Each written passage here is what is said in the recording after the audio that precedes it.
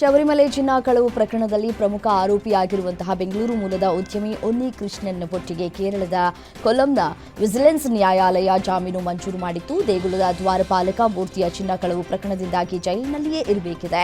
ಪೊಟ್ಟಿ ಶಬರಿಮಲೆ ಅಯ್ಯಪ್ಪ ದೇವಸ್ಥಾನದಲ್ಲಿ ಚಿನ್ನದ ಲೇಪನ ಕಾರ್ಯಗಳ ಪ್ರಾಯೋಜಕವಾಗಿತ್ತು.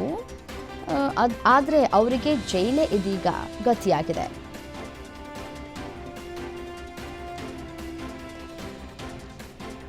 ಭಾರತೀಯ ವಾಯುಪಡೆಯ ಮೈಕ್ರೋಲೈಟ್ ವಿಮಾನವು ಉತ್ತರ ಪ್ರದೇಶದ ಪ್ರಯಾಗ್ರಾಜ್ನಲ್ಲಿ ಪತನಗೊಂಡಿದೆ. ಪ್ರಯಾಗ್ರಾಜ್ನಿಂದ ಸುಮಾರು 12 ಕಿಲೋಮೀಟರ್ ದೂರದಲ್ಲಿರುವ ಕೆಪಿ ಕಾಲೇಜು ಬಳಿ ವಿಮಾನವು ಕೆರೆಗೆ ಅಪ್ಪಳಿಸಿದೆ.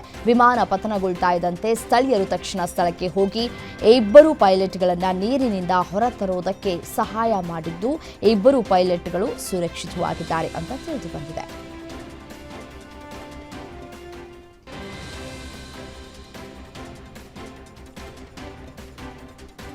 ಮೊಟ್ಟೆಕರಿಗಾಗಿ ನಡೆದಂತಹ ಜಗಳದ ಕಾರಣದಿಂದ ಗಂಡನೊಬ್ಬ ನಾಲಿಗೆ ಕಳೆದುಕೊಂಡಂತಹ ಘಟನೆ ಉತ್ತರ ಪ್ರದೇಶದ ಗಾಜಿಯಾಬಾದ್ನಲ್ಲಿ ನಡೆದಿದೆ. ಬೇಗುಮಾಬಾದ್ ಪ್ರದೇಶದ ಸಂಜಯಾಪುರಿ ಪ್ರದೇಶದಲ್ಲಿ ಊಟದ ಸಮಯದಲ್ಲಿ ಎಗ್ ಕರಿಯ ಕುರಿತು ಪತಿ ಪತ್ನಿ ಜಗಳ ಮಾಡಿಕೊಂಡಿದ್ದು, ಪತ್ನಿ ಗಂಡನ ನಾಲಿಗೆಯನ್ನ ಕಚ್ಚಿದ್ದಾಳೆ. ಇದರಿಂದ ನಾಲಿಗೆ ಸಂಪೂರ್ಣ ತುಂಡಾಗಿದ್ದು, ಇದನ್ನ ಶಸ್ತ್ರಚಿಕಿತ್ಸೆ ನಡೆಸಿ ಸರಿಪಡಿಸುವುದು ಕೂಡ ಸಾಧ್ಯವಿಲ್ಲ ಅಂತ ವೈದ್ಯರು ತಿಳಿಸಿದ್ದಾರೆ.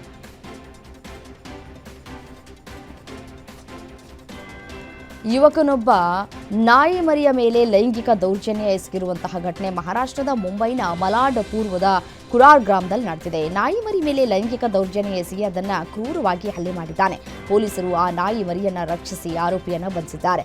ಘಟನೆಯ ವಿಡಿಯೋ ಸಾಮಾಜಿಕ ಜಾಲತಾಣದಲ್ಲಿ ವೈರಲ್ ಆಗಿದ್ದು, ಎಲ್ಲೆಡೆ ತೀವ್ರ ಆಕ್ರೋಶಗಳು ವ್ಯಕ್ತವಾಗುತ್ತಿವೆ.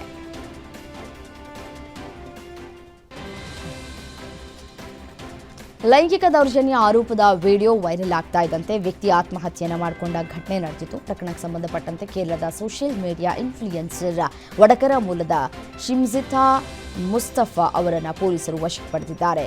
ಕೋಝಿಕೋಡ್ನ ಕೊಯಿಲಾಂಡಿ ತಾಲೂಕು ಆಸ್ಪತ್ರೆಯಲ್ಲಿ ವೈದ್ಯಕೀಯ ಪರೀಕ್ಷಾ ಪ್ರಕ್ರಿಯೆ ಪೂರ್ಣಗೊಳಿಸಿದ ನಂತರ ಶಿಮ್ಜಿತಾಳನ್ನು ಕೋಝಿಕೋಡ್ನ ಪೊಲೀಸ್ ಠಾಣೆಗೆ ಕರೆದೊಯ್ಯಲಾಗಿದೆ ಅಂತ ವರದಿಗಳು ತಿಳಿಸಿವೆ.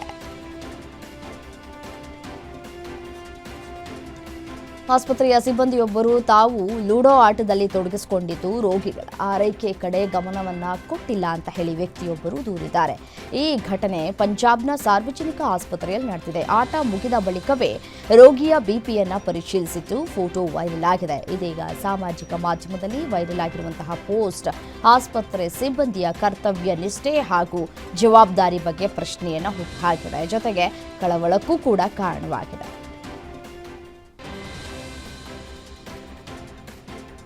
ನೋಡಿ, ಕರಾವಳಿ ಬೆಟ್ಟದಲ್ಲಿ ನಡೀತಾ ಇರುವಂತಹ ಅಕ್ರಮ ಗಣಿಗಾರಿಕೆಯಿಂದ ಪರಿಸರಕ್ಕೆ ಗಂಭೀರವಾಗಿ ಹಾನಿಯಾಗುವ ಸಾಧ್ಯತೆ ಇದೆ ಅಂತ ಸುಪ್ರೀಂ ಕೋರ್ಟ್ ಎಚ್ಚರಿಕೆ ನೀಡಿದೆ. ಈ ಹಿನ್ನೆಲೆಯಲ್ಲಿ ಅರಾವಳಿ ಪ್ರದೇಶದಲ್ಲಿ ಯಾವುದೇ ರೀತಿಯ ಅನಧಿಕೃತ ಗಣಿಗಾರಿಕೆಯನ್ನು ತಕ್ಷಣವೇ ನಿಲ್ಲಿಸುವಂತೆ ನ್ಯಾಯಾಲಯ ಆದೇಶಿಸಿದ್ದು, ಪರಿಸರ ಸಂರಕ್ಷಣೆಗೆ ಕಟ್ಟುನಿಟ್ಟಿನ ಕ್ರಮ ತೆಗೆದುಕೊಳ್ಳಬೇಕು, ಅದು ಅವಶ್ಯಕತೆ ಇದೆ ಅಂತ ತಿಳಿಸಿದೆ.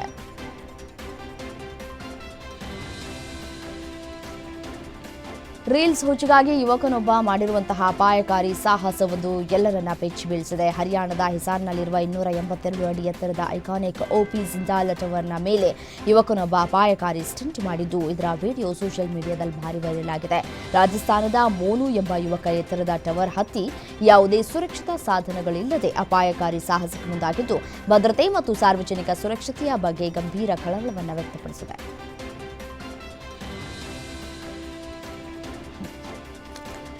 ಗ್ರೀನ್ಲ್ಯಾಂಡ್ ಕುರಿತು ತಕ್ಷಣವೇ ಡೆನ್ಮಾರ್ಕ್ ನಮ್ಮ ಜೊತೆ ಮಾತುಕತೆ ನಡೆಸಬೇಕು, ಯಾವುದೇ ಕಾರಣಕ್ಕೂ ಗ್ರೀನ್ಲ್ಯಾಂಡ್ ಕೈತಪ್ಪೋದಕ್ಕೆ ಬಿಡುವುದಿಲ್ಲ ಅಂತ ಅಮೆರಿಕದ ಅಧ್ಯಕ್ಷ ಡೊನಾಲ್ಡ್ ಟ್ರಂಪ್ ಅಬ್ಬರಿಸಿದ್ದಾರೆ. ಸ್ವಿಟ್ಜರ್ಲ್ಯಾಂಡ್ ದಾವೋಸ್ನಲ್ಲಿ ನಡೀತಾ ಇರುವ ವಿಶ್ವ ಆರ್ಥಿಕ ವೇದಿಕೆಯಲ್ಲಿ ಮಾತನಾಡಿರುವ ಟ್ರಂಪ್, ಅಮೆರಿಕ ಹೊರತುಪಡಿಸಿ ಬೇರೆ ಯಾವುದೇ ರಾಷ್ಟ್ರ ಗ್ರೀನ್ಲ್ಯಾಂಡ್ ಅನ್ನು ಸುರಕ್ಷಿತವಾಗಿಡುವುದಕ್ಕೆ ಸಾಧ್ಯವಿಲ್ಲ ಅಂತ ಹೇಳಿದ್ದಾರೆ.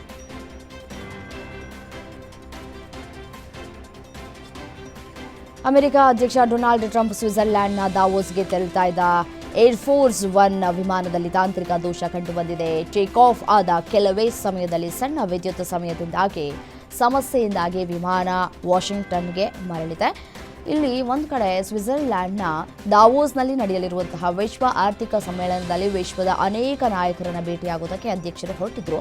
ಈ ಘಟನೆಯಿಂದ ಟ್ರಂಪ್ ಬೇರೆ ವಿಮಾನದಲ್ಲಿ ಪ್ರಯಾಣವನ್ನು ಮುಂದುವರಿಸಿದ್ದಾರೆ.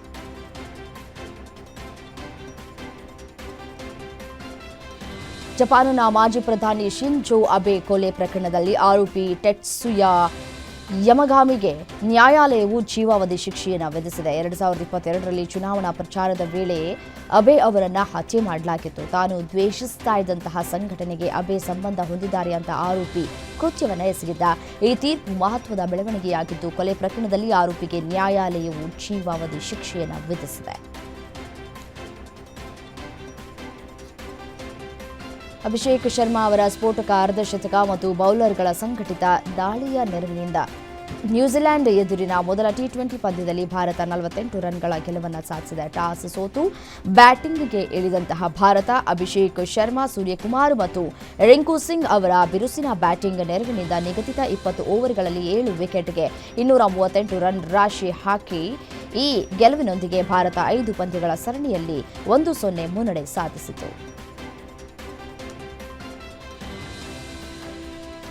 ಭಾರತದ ವಿರುದ್ಧದ ಏಕದಿನ ಸರಣಿಯಲ್ಲಿ ಅದ್ಭುತ ಪ್ರದರ್ಶನ ನೀಡಿದ ನಂತರ ನ್ಯೂಜಿಲೆಂಡ್ ಬ್ಯಾಟ್ಸ್ಮನ್ ಡ್ಯಾರಿಲ್ ಮಿಚೆಲ್ ಪ್ರಕಟಗೊಂಡ ಐಸಿಸಿ ನೂತನ ಏಕದಿನ ಬ್ಯಾಟಿಂಗ್ ಶ್ರೇಯಾಂಕದಲ್ಲಿ ಭಾರತದ ಸೂಪರ್ ಸ್ಟಾರ್ ವಿರಾಟ್ ಕೊಹ್ಲಿ ಅವರನ್ನ ಹಿಂದಿಕ್ಕಿ ಅಗ್ರಸ್ಥಾನಕ್ಕೇರಿದ್ದಾರೆ. ಭಾರತದ ವಿರುದ್ಧದ ಸರಣಿಯಲ್ಲಿ ಮಿಚೆಲ್ 1 ಶತಕ 1 ಅರ್ಧಶತಕದೊಂದಿಗೆ 352 ರನ್ ಗಳಿಸಿ ಅಮೋಘ ಪ್ರದರ್ಶನ ನೀಡಿ ಬ್ಯಾಟಿಂಗ್ ಶ್ರೇಯಾಂಕದಲ್ಲಿ ಅಗ್ರಸ್ಥಾನಕ್ಕೇರಿದ್ದಾರೆ.